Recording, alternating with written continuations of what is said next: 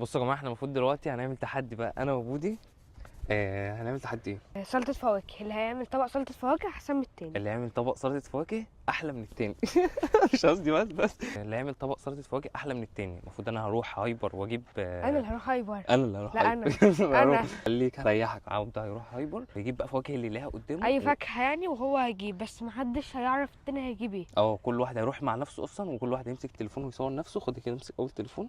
انت هتمسك التليفون ده، هتروح مع نفسك، هيروح مع نفسه، هيجيب بقى الفاكهه ويصور نفسه والاسعار بقى وكل الكلام ده. وانا بقى هروح اي. وهو هيروح أي فكهاني أو سوبر هو ماركت ايه تاني. هو مستحقني. وانا هروح بقى اي فكهاني واجيب بقى من عنده اي فاكهه والكلام ده. انت بتعمل ايه؟ بلستو. بس وناخد لفه كده بقى، كل واحد يجيب فاكهه غير التاني. وأنا هسيب بقى يوسف نركنه على جنب بعيد وهروح. وعشان إيه، هو المفروض ملهوش دعوة بيا. هو هيروح طريق وأنا هروح طريق خلاص تاني. يعني كده. أه. طب روح. يلا بقى. يلا يلا.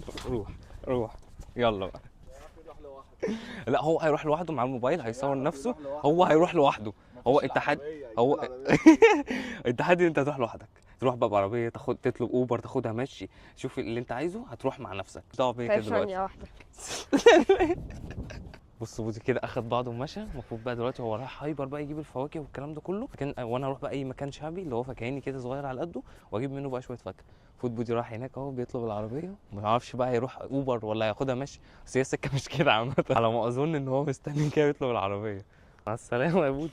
احنا بقى دلوقتي يلا بينا كده بقى على اقرب فكهاني نقابله. احنا هنفضل نتمشى كده لحد ما نلاقي فكهاني. اي حد بيبيع فاكهه احنا هنقف عنده وهنجيب. بودي كل ده بقى مستني الاوبر يجي. شكل الراجل مستصغره. هسبقك انا بقى يا ابني. بص انا بضربه بالراحه وبحب يضرب كده. اوعى حضرتك.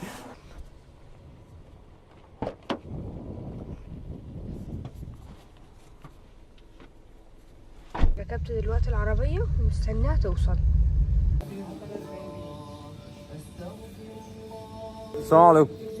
ما بيرد.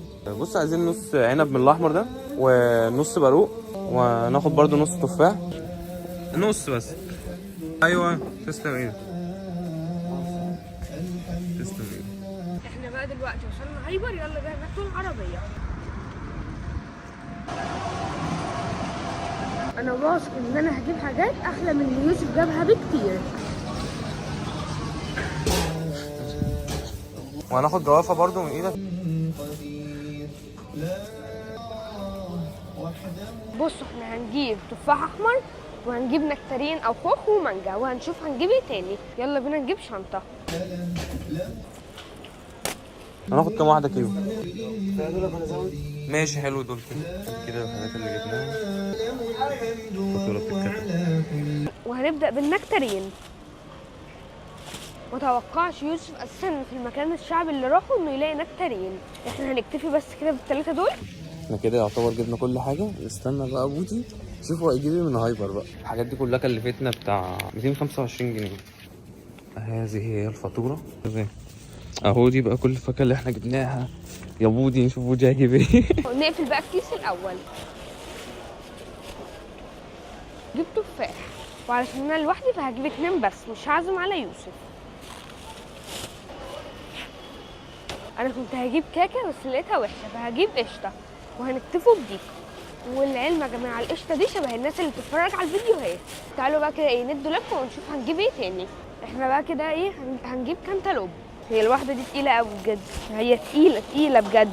وانا لقيت حاجه اسمها تقريبا يعني بابوز. متوقعش ان يوسف هيجيبها، فانا هجيب دي بس. لقيت ناس صينيين هنا. يلا بينا نجيب اناس او بينابول. وانا هجيب دي. انا كده يعتبر جبت كل حاجه، بس هندوا برضو لفه نشوف لو في حاجه نسيتها. نحاسب بالفيزا.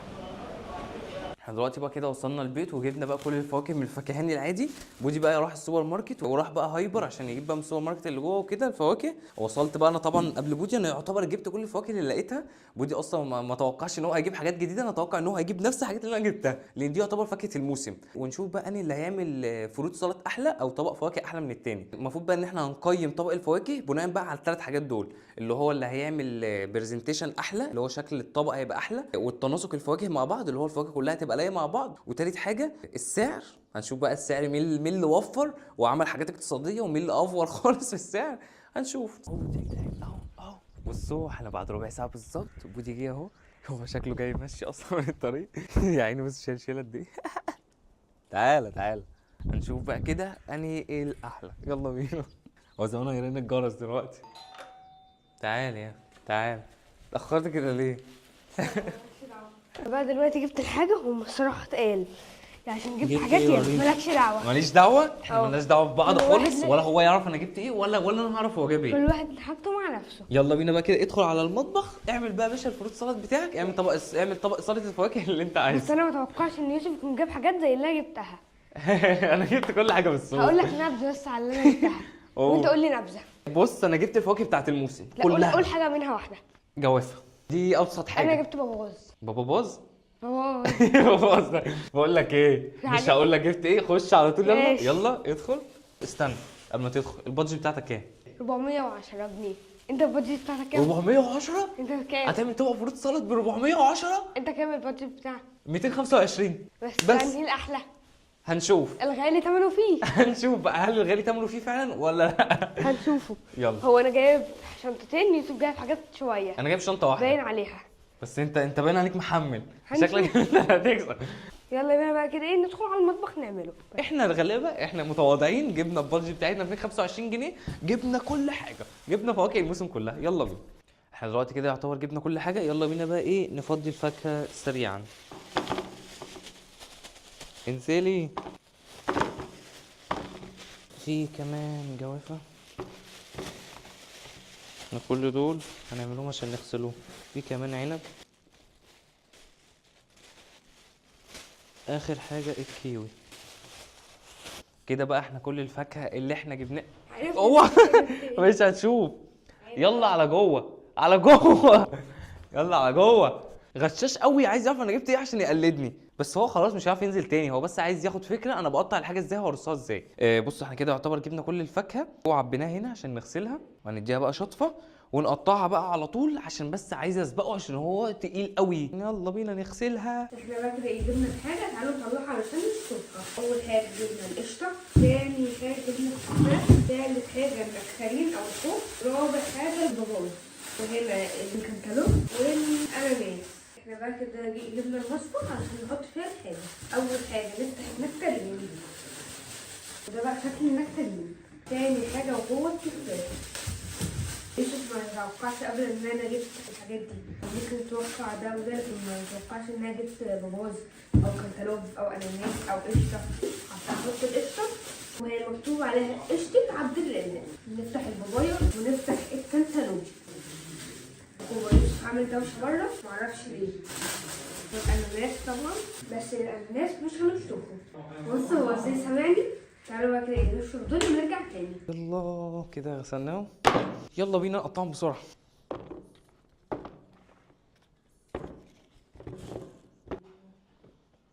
نرص كل حاجه هنا عشان نعرف نرص كل حاجه كده ليه واحده. دول بقى شويه عنب ناكلهم. كان ناقص يبقى ساقع، هيبقى خطير. احنا بقى كده شطفنا الحاجه، يلا بينا نجيب الحاجه اللي نقطع فيها. جبنا بقى دي عشان نقطع فيها ده، ونسيب دي والقشطه للاخر، وهنبدا بالتفاح.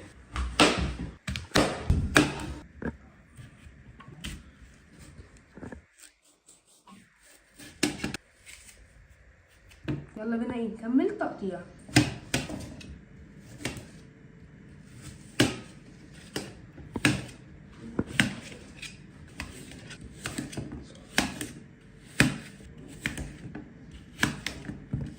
يلا نشمر. تعالوا نبدا اول حاجه بالتفاح. نشيل بقى الراس بتاعها، نشيل قلبها. بودي عامل دوشه جوه، ودي بقى نقطعها كده. قطعناها تخينه قوي على ما اظن كده شكلها حلو. بصوا احنا هنرصوه هنا الاول وبعد كده هنرصه في الطبق ده. مش عارف ليه حاسس ان عبده هيقعد يفنن جوه. خليك بقى في حالك. نحاول بقى نقطع بطريقه مختلفه عشان برضو ايه نبقى جبنا طرق تقطيع. بودي ما جابهاش. نحاول نعمل اشكال. العب كده. تعالوا كده نقطع النكتارين. ما تقطعش من التفاح. هو ده اسهل حل. طبعا يوسف الغشاش جه عشان يشوف بعمل ايه. هو ده بجد يعني، هو بالنسبه لي خوخ، بس الخوخ النضيف ده بالنسبه لي. تعالوا ندخل على البابايا ابو الباباز. ودي بقى هنقطعها كده نصين.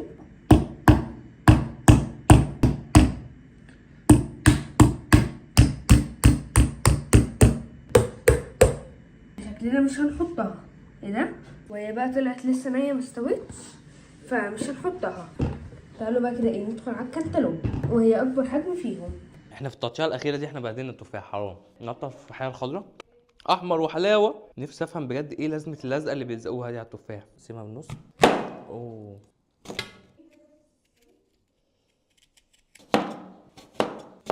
ليه كده؟ دول هيبقوا ياما قوي دول. خلاص احنا ممكن نشيل دول، او ممكن ناكلوهم عادي. عملنا احنا دول هناكلهم عقبال ما ما نكمل بقيه السلطه. تعالوا ندخل على ايه الجوافه. بصوا هو الراجل هو اللي نقى الجوافه دي، حلوه. هتخلي الولد ده يسكت بقى. يا عم سيبه يا عم، هو جاي معاه ان هو ايه هيخترع الذره. احنا ممكن نعمل كده نفضيها. احنا هنحاول دلوقتي نشوف. بصوا احنا شكلنا بنعك، نقطعها نصين. اوه ممكن ما نفضيهاش خالص. اوه مش هنشيل البذر دلوقتي، بس عشان البذر كتير مع بعض فمش هنعرف نشيله كده. التقطيع صعب قوي عشان البذر. يا نهار ايه ده، شكلها وحش جدا من غير بذر. طبعا هنسيب البذر. ممكن ما تحطهاش كلها بقى. هي كده كده هو طبق واحد يعني. احنا نقطع وننقي اللي شكله حلو. اهم حاجه برضو احنا عندنا الشكل. بص انا كده كده هكسب لان انا جايب حاجات باسعار حلوه. دفع 410 جنيه الجاحد في طبق فاكهه. هيقول لي بقى حاجات مستورده جايه من الهند وجايه من الصين، كلها فاكهه. يلا بينا ايه نقطعها. هو انا معرفش ليه بقطعها كأني بقطع بطيخة، بس دي اسهل طريقة بالنسبة لي. يلا بينا بقى ايه نطلع ده بالمعلقة، وبعد بقى نطلعه نحط ده على جنب نقطعه نصين. نقطع برضه ده كده كمان. يلا بينا نقطع الكنتالوب. مرضتش اقطع ياما عشان شكله مش حلو خالص. خش على البرقوق ما اظنش ان هو جاب برقوق. سامع؟ اوه هو ايه البابايا ده اللي عمال يقول عليه ولا الباباز؟ هو عمال يقول اني جبت بابايا بابايا بابايا. اللي يعرف ايه بابايا دي او باباز يكتب في الكومنتات. حلوه دي.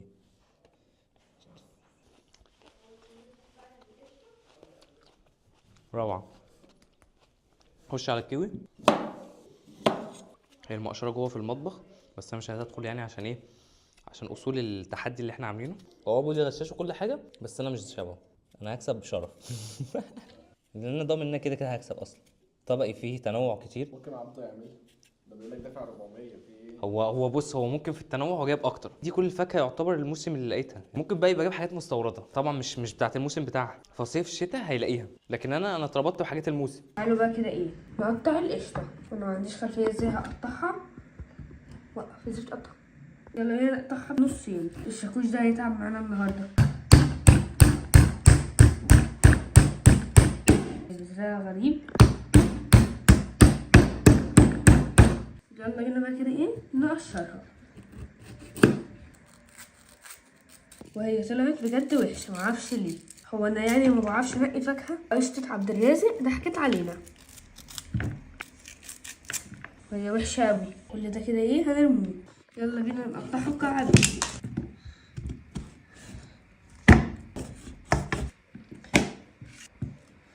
يلا بينا بقى كده ايه نقطع الاناناسه. انا سامع كلمه اناناس يا يوسف.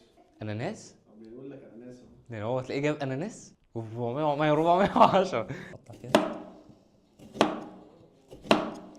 قطعنا دول كده دي. عشان بس نبقى نوعنا. ميزز، بحب المزه دي قوي. ماشي. عارف انت بتاكل حاجه مزه وجسمك يقشعر، هي كده. بص احنا طبق قعدنا 5 دقايق عملنا كل حاجه. هي جامده قوي. هو الشاكوش ده بقى تعب معانا قوي النهارده. اللي اعرفه ان هي بتتقطع بعد كده كده. احنا نقطع قشره خفيف كده.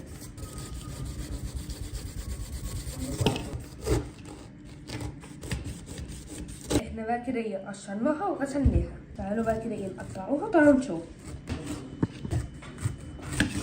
ماشي تمام وهي بتتقطع. بس كده نكتفي بالجزء ده، هو ياما اساسا. يلا بينا بقى كده نقطع، وهو هي دي الطريقه اللي انا هقطعها بيها، وهو ده الشكل النهائي. واحنا بقى ايه هنكتفي بدول. واحنا بقى الكوايه دي اخدناها من يوسف وهو ما يعرفش. احنا ايه هنقشرها الاول. يلا بينا بقى كده ايه نقشرها. هو يوسف سايب لي المقشره الوحشه، بياخد الحاجات الحلوه ويسيب لي الحاجات الوحشه. احنا بقى كده بقى قشرناها، يلا بينا نقطعها. هو كان ناقص سواء الفروت سالاد ده شويه مانجا، بس لو كنت جبت مانجا كانت البادجت مش هتكفي.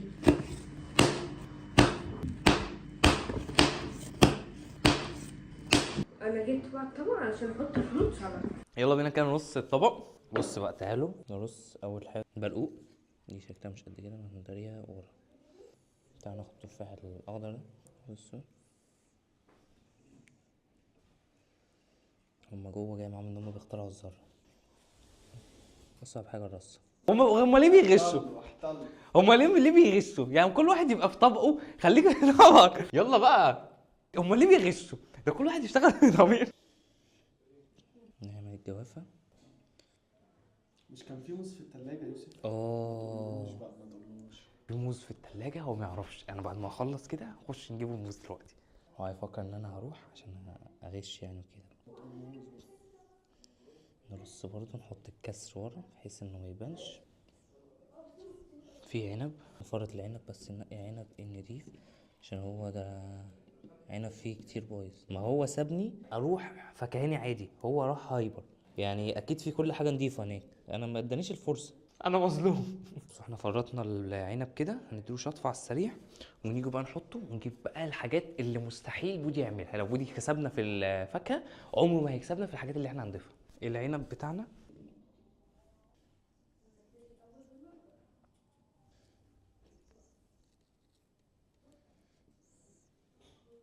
انا من رايي اقطع كيوي تاني وازين. وانا حاسس ان احنا كترنا. نركز بس كل حاجه، نعبي بقى من كل حاجه. بس هي الكميه يا دوبك. واحنا جبنا السفندية دي للتزيين، كل فصلين لوحدهم. هنكتفي بدول. هنحط 2 هنا 2 هنا 2 هنا و2 هنا. دي هنحطها هنا، دي واحدة هنا، والكيوي واحدة كده هنا واحدة هنا، ودول. تعالوا كده نجيب الموز اللي في التلاجة. ليا موز هنا جيت اخده. الموز واللبن. ده بودي طلع جايب كمية حاجات رهيبة، كمية حاجات تكفي عيلة، مش طبق فروت سلطة عادي. الطبق بتاعي مثلا يتباع ب 60 جنيه 80 جنيه، الطبق بتاع بودي يعدي ال 200 جنيه اصلا لوحده. تعالوا كده نرص.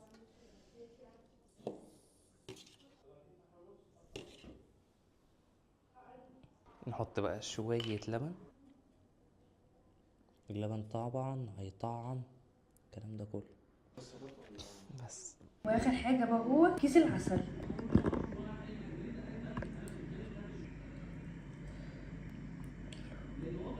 بس كده حلو قوي كده بقى. انا ختمته. يلا بينا نروح ليوسف واشوف انهي طبقه احسن.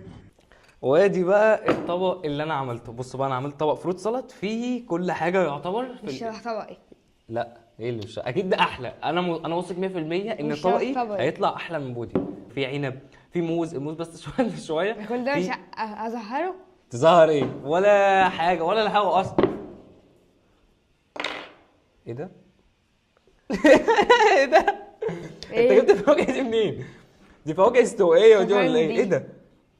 تفاح، انا برضو ده احلى. أناناس. ده احلى حبيبي. كيوي، ده احلى. نكتارين، ده احلى. نكتارين ايه؟ نكتارين كانتالوب. ده احلى طبعا. ده انتوا- أحلى. طب اكتبوا في الكومنتات انا اللي شايفينه احلى.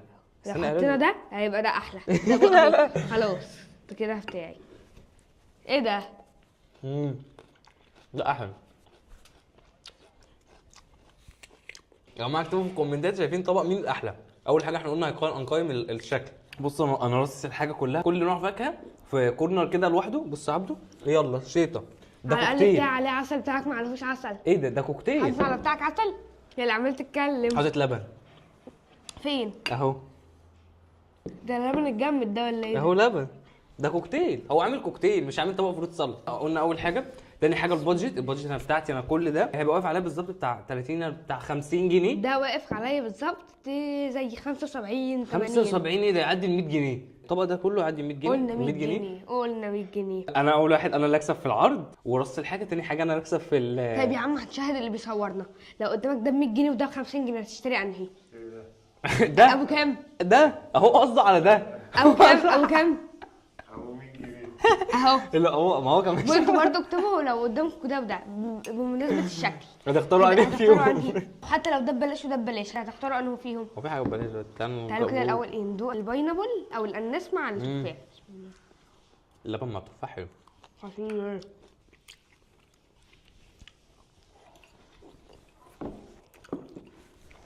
ولا بس يا جماعه خليكم فاكرين ان انا اللي كسبت، خليك فاكر ان انا احلى دايما. لا انت وبس كده يا جماعه. وقف اكل طيب واحنا بنتكلم الناس. وبس كده بقى يا جماعه، كان معاكم جو ناصر لا بودي مشغول. اكتبوا لنا بقى رايكم في الكومنتات انهي الاحلى. انا طبعا الصراحه اكيد ده انا شايف ده. واكتبوا لنا بقى في الكومنتات ولا كمان ده؟ تحديات نعملها على فلوس بالمصري او بالدولار او على اي حاجه انتوا تتخيلوها أيوة. احنا نعملها. سلام.